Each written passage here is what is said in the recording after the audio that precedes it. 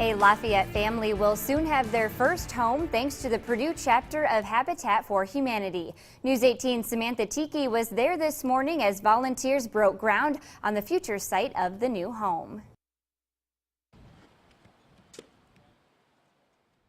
Saturday morning, volunteers started construction on the foundation for a new home.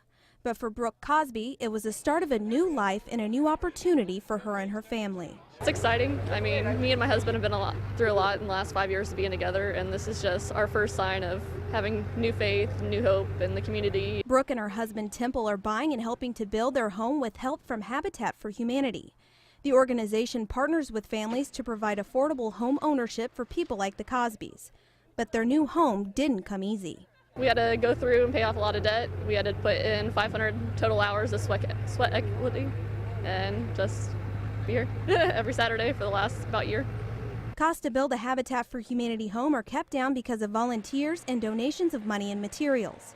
But before construction began, the Cosbys needed a sponsor. That's when the Purdue University chapter of Habitat for Humanity stepped in. This Habitat for Humanity project is really special because the student chapter actually raised the entire $55,000 in 1 year to be able to sponsor this house. But the student sponsorship almost didn't happen. The chapter started out the year $13,000 in debt from their previous build. Through fundraising, they were able to raise all the funds they needed. Grote says she saw it as a sign.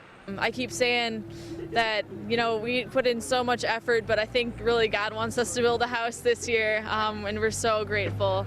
Brooke Cosby and her family are grateful too. It gives me faith. Honestly, it just gives me faith. It's going to be just a good feeling to know my kids are safe.